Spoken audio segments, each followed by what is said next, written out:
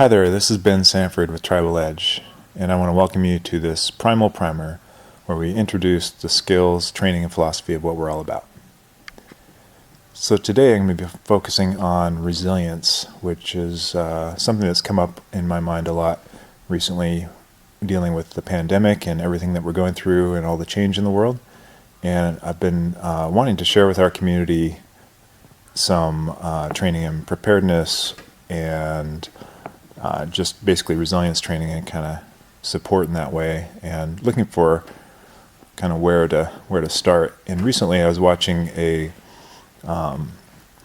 seminar with Jamie Wheel on the Rebel Wisdom show, and it was super inspiring, and I was just really moved by how parallel it was with our work, and it just kind of got me going. So what I'm going to do today is I just kind of doing a little bit of a summary of what he was talking about, but also integrating it in with our own training. So really kind of giving a shout out to Jamie Wheel and the Flow Genome Project and Rebel Wisdom channel on YouTube if you haven't checked it out.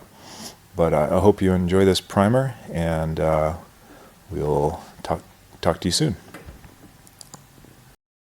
This is Ben Sanford with Tribal Edge, and I want to welcome you to this Primal Resilience webinar, a guide to thriving in uncertain times. What we're going to go over today is kind of the basics of what is primal and primal living, how to get started, and where to go from here. I want to start with this call to action, a quote from Sun Tzu: "Better to be a warrior in a garden than a gardener in a war." It's a really powerful statement, talking about the value of training, even if you never use it. It's better to have it and not need it than to need it and not have it. And so as we look at resilience and how we can become more resilient in our lives, just keep that in mind. So let's define a few things and orient here. So one of the things we can be certain of is that life is uncertain. It's like one of the only certainties we have. The world has changed and will continue to do so. So how do we adapt and prepare for unknown change? By becoming resilient. Primal resilience is an approach to life that helps you take effective action in challenging situations. By embracing mystery and listening to the earth, humans can become a force of nature and thrive. So let's define these terms here. So why primal? Why is that so important? Primal is the original and essential attributes found at the core of existence that persist across time. And this is within anything, This is your primal core. This is, everything in nature around you has its primal core.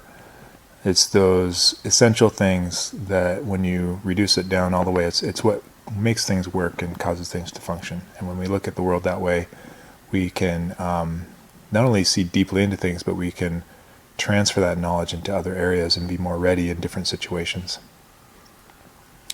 And that readiness, in a way, is what resilience is. So resilience is the sustainable fitness in any environment built upon a respectful relationship with the laws of nature. So again, it's a fitness, but it's not a strength type of fitness. It's a adaptableness. You fit into your environment, and that's due to your understanding and sensitivity to the laws of nature. So why go primal? Well, to borrow a schema from Plato, the good, the true, and the beautiful, which is also how we organize our core curriculum, with the good being the philosophy, the true being the science, and the beautiful being the art. It's a good life. Living primal and living from a primal perspective is an intuitively moral and meaningful life that contributes to all of nature. It's also a true life. I don't mean like you can't be wrong. What I mean is kind of like you're true to the course, true to its function. it's a way of life that functions in alignment with the reality of nature. So it's real. And it's a beautiful life. It is a raw life of rapture, presence, and gratitude for the gifts and wonders of nature. So right now we are approaching, dominant society is approaching nature as a competition. And, so when we look at this idea of the game, there is a game being played, and this is, from a game theory perspective, there's finite games and there's infinite games. And right now, human beings are attempting, for the most part, you hear it in our language and stuff, man versus wild, or, conquering nature. And these concepts are unsurvivable. They are not, they're fantasies. So first of all, we are nature, and so we're only competing with ourselves. So when we can, in finite games, we have, what the rules are. There's set rules, and there's generally a timeline, and it's a very predictable situation where there's an outcome where you can win or lose. And that's what we're used to playing. That's like a lot of our games are organized around. But nature, reality, is an infinite game, meaning things change constantly. There's no time limit. It's not about winning and losing. It's about continuing to play, just surviving. So, if you're playing to win in a game that's just about going on for, continuing to be there and continuing to play, that's what the game is about, then you're not going to make it. You're going to get burned out and absorbed. So as a solution, when we can embrace mystery, return to the earth, and it allows us to become a force of nature. So let's look at how we can do that, how we can move in that direction. So here's what we just referred to as your primal roles. As human beings, these are 4 things that we're always doing and always have been doing, and the roles also come with duties. So, and all of these roles and duties are organized around preserving life and supporting life and protecting life. This model actually was influenced by one of my teachers, Joe Lau, and his Natural Duties program. And it's actually the core template of our training.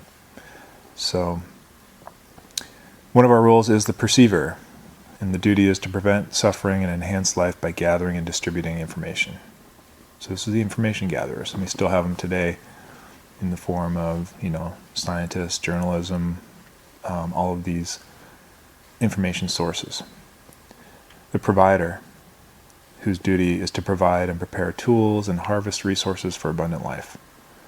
So, this is pretty obvious. This is all of our shelter and food and covering all the needs, the basic needs for existence. Then we have the preserver, whose duty is to preserve life by preventing, responding, and recovering life-supporting function. So this is in the, nowadays it'd be like in the emergency medical system when we have that kind of response to repair function, but we also have preventative medicine and health and fitness and that kind of thing as well. And then the protector, whose duty is to protect and defend life while promoting peace using physical force if necessary. So the protector, we see this in our law enforcement and our military, but it's also a role and duty of every individual. So how do we take effective action in challenging situations? This is what's required of us if we want to be resilient. And this is actually the definition of a hero by Philip Zimbardo, which I really enjoy. So, the call is to not try to pretend like we're superheroes, but to lose the cape, but keep the hero. The person who's willing and able to train and do what it takes to become the solution in any situation. So we can increase our resiliency with decision-making strategies, and that's what we're going to look at first. So how do we make powerful decisions in challenging situations? So one of the models we're going to look at is risk assessment, and this is something we can do in advance, just in case. So we can kind of play out in our mind what are some likely scenarios, what are some possible scenarios, and if we do this in advance, just like training, we're able to be in a better state, be more prepared. So first of all, we look at probability, and the question is, how likely is the event? We look at severity, what is the impact of the event? And we look at the scale, how far reaching is it? So there's kind of some different dimensions that you can look at when you're looking at problem solving and taking care of future problems.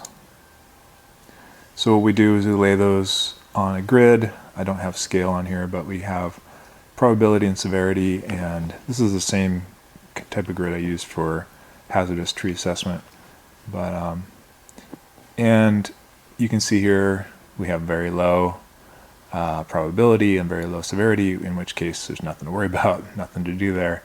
But it's when things start to get into this gray area of moderate probability and severity, something's likely to happen, and the consequences would be pretty impactful, that we want to take proactive action and do something while we can ahead of time.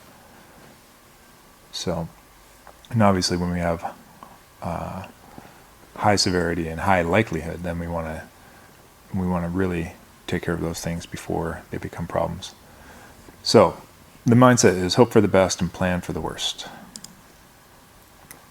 Another decision-making practice we can use is prioritization. So once we've kind of assessed the risk around us, we can prioritize the things that by urgency and importance. And this this came from Stephen Covey's 7 Habits of Highly Effective People. A great book.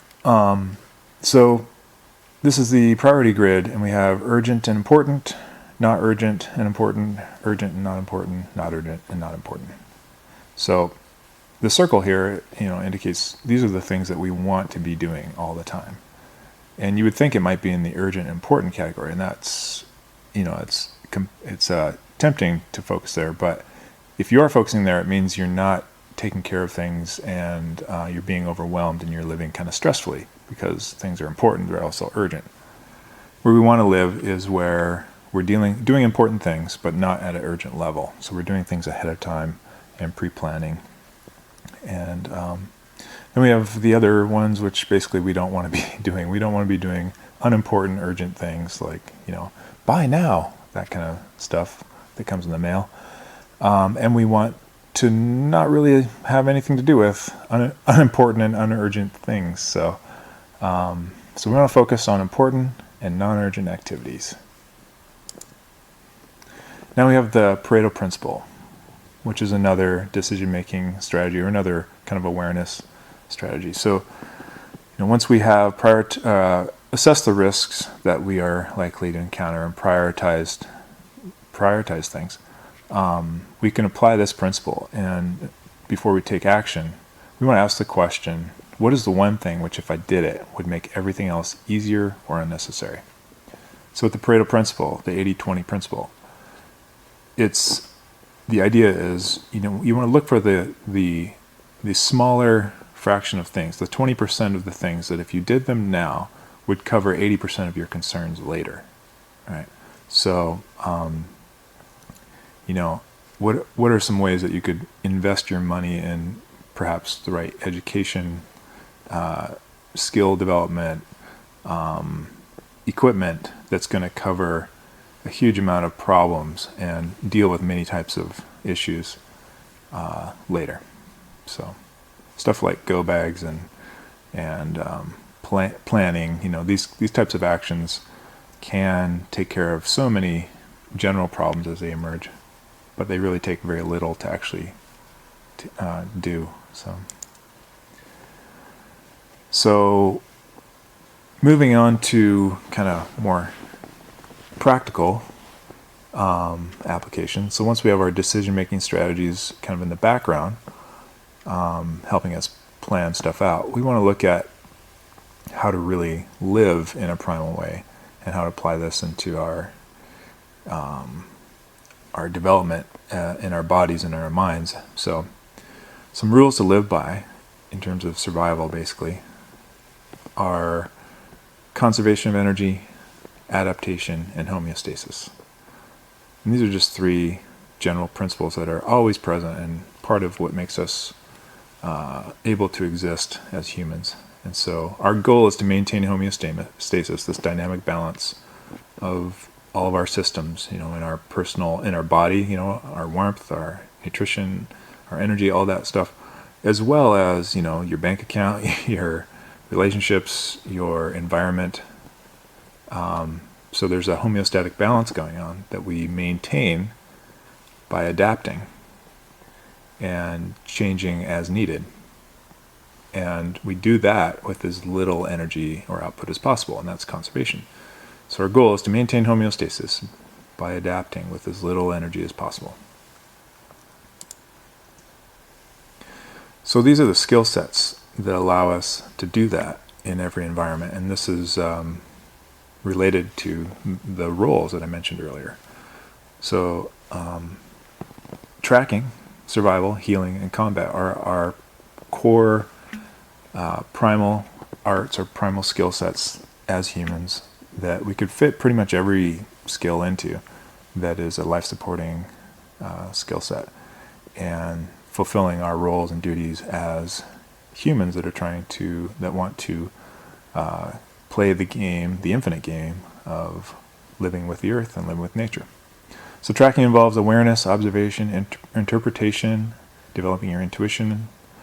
I'm just kind of skimming over these. Survival is a bunch of stuff, but the basic needs of shelter, water, fire, and food. Healing, looking at the basic elements of recovery, nutrition, movement, and mental emotional state. Of course, there's first aid and medicine and all that in there as well. And combat, some approaches of peacemaking, evasion, escape, and forceful resolution when needed. So these are the skill sets that we teach and that we are always coming back to and sharpening it in a balanced way to find this kind of holistic way of being. And they're all primal skills. They're all very core. The primal response.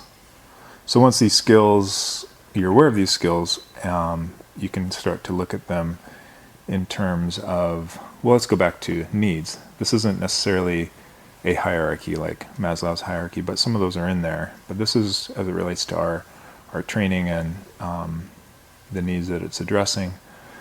So perception, need to be able to be aware. Provision, need to have your immediate needs, physical needs. Preservation, protection, and safety. Innovation, being able to problem solve and create and express. Connection, being able to connect and be part of a greater system. And contribution, being able to add to that system. So those are some of the needs that show up. And the skills that we use that are corresponding to those needs are awareness and tracking, hunting and gathering, healing and preserving, protecting and defending, creating and improvising, growing and connecting, and leading and teaching. And these are the skill sets that we train on specifically.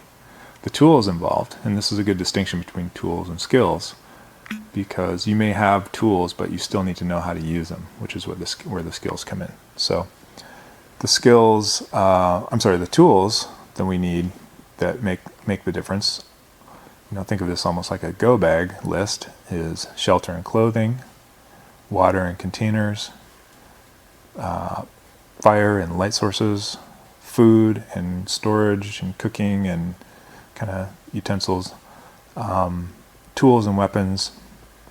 Tools is a broad category, and weapons are tools and tools are weapons depending on the intent and need. Hygiene and medical items, communication and navigation. So these are all the tool list that corresponds to, these are the primal needs, skills, and tools that make you able to deal with whatever situation is in front of you and be more resilient. So awareness of the needs, application and development of the skills, and the use of the tools. And to be resilient, it depends on the situation. It depends on the context. Turns out the context matters. Context is decisive. And when we're no longer able to change a situation, we are challenged to change ourselves, from Viktor Frankl.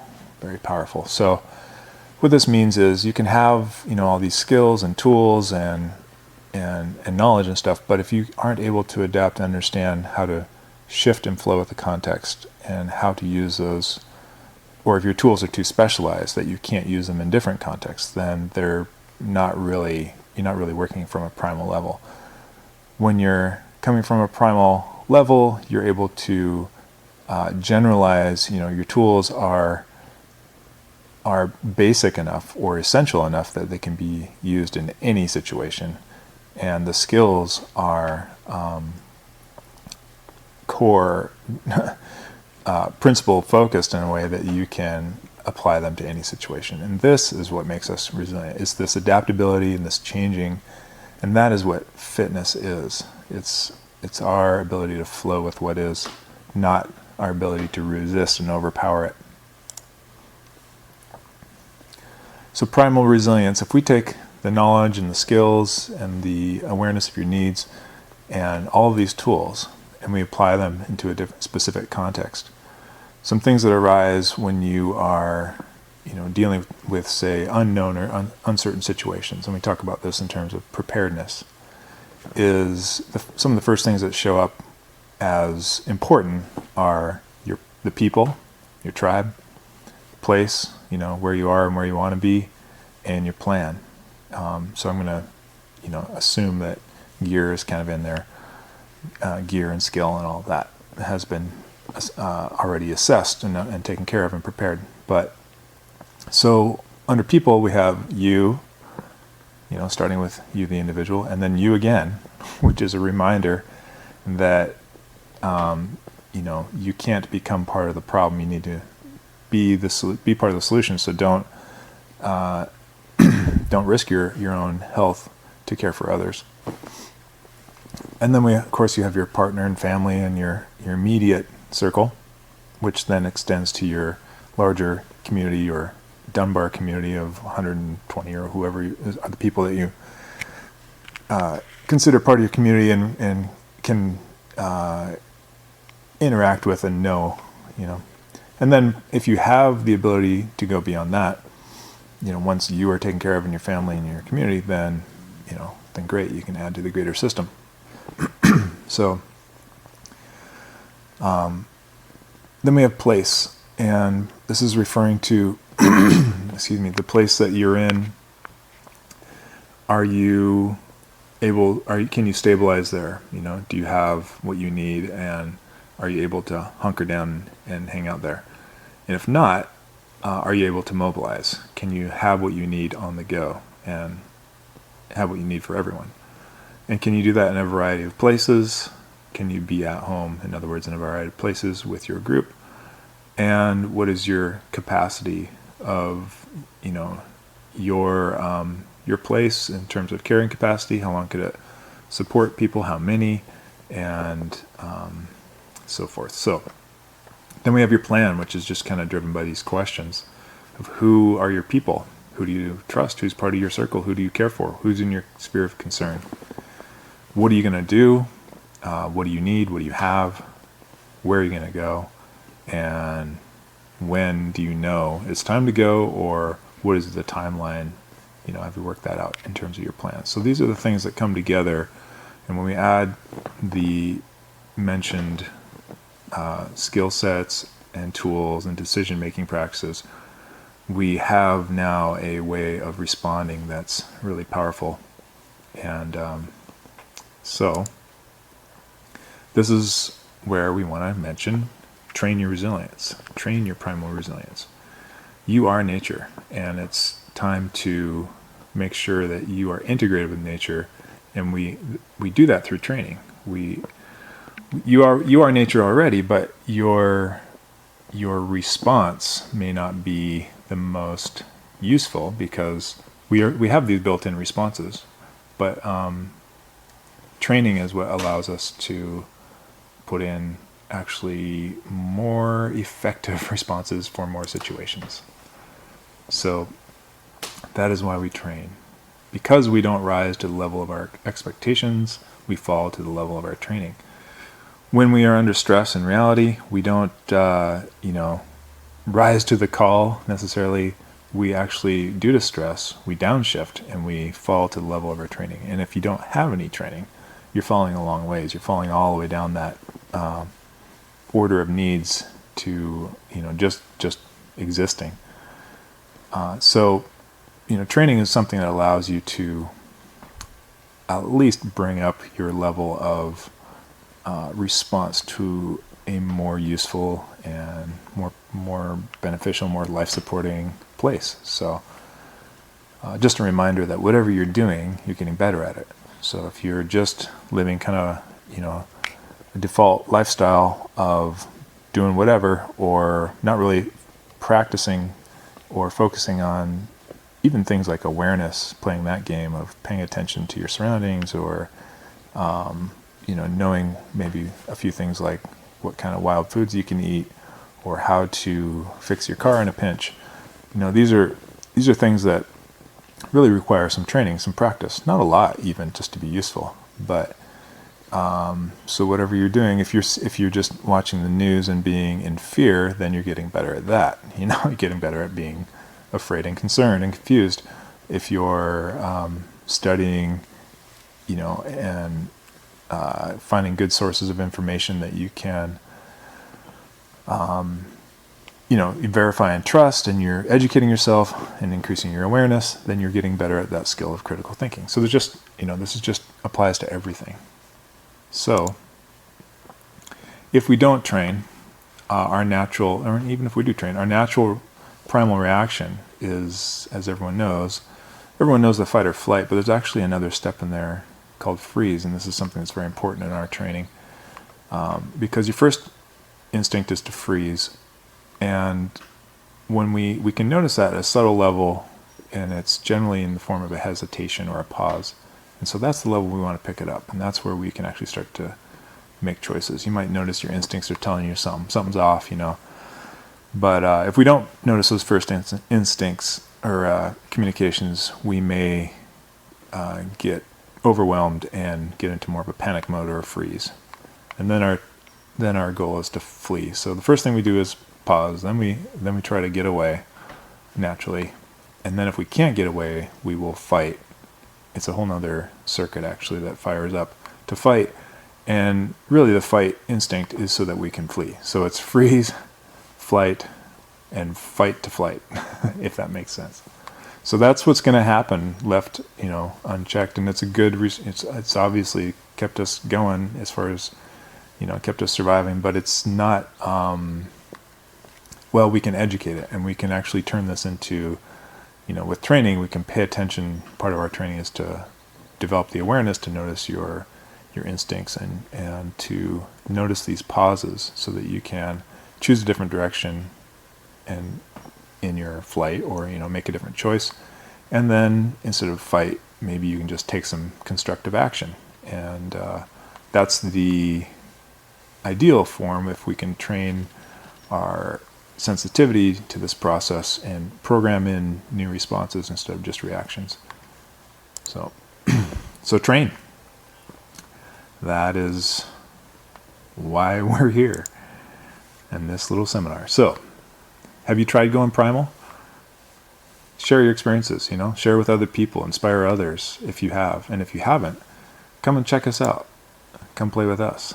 So here's an activity to give you a sense of, to get you started. With a group or with your partner or your family, discuss some of your concerns and possible responses to those concerns. By concerns, I mean, like, what are the big problems that could be coming our way?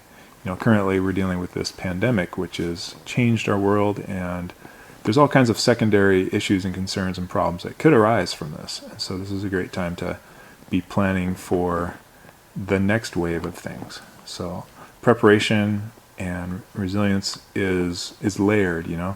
You are always dealing with one thing and preparing for another thing. So we're at these different levels all the time. So what are your strengths and what are your weaknesses? Just get a piece of paper out and write down some of your concerns and look at where you feel strong and confident. Where do you feel weak? Where do you feel like there's holes in your ability? Create a plan. Using some of the principles we mentioned so far, that's decision-making strategies, like what would you focus on?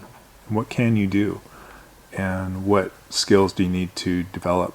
Or what awareness and knowledge do you need to get? Do you know, do you feel good when you have like little equipment to go camping? Do you know how, what's in your car if your car got, if you got stranded on the highway? Do you have a plan B for if your job just, quit tomorrow? And how would you take care of food and, these different things? So create a training program too. So you might want to check out what we're up to at Tribal Edge. This is, what we work on full time is developing this kind of resilience through training in the primal arts and these skills. And I have been doing this for quite some time and really enjoy sharing this with people, and invite you to check us out either online or in person. You can check out our courses, coaching, consulting, and it's a great time. It's life-changing, truly transformative, and awakens this kind of force of nature feeling within you, which is a through connection. And where I suggest that you might want to check out is our core curriculum, which is a series of 12 classes around the year, and our Primal Lab, where we get the dirt time in these different areas, our Hero Lab, which is focusing on the skills of protecting life, and you can contact us anytime for a free consultation. So thank you for your attention and for joining us, and I look forward to training with you soon. Take care and keep going.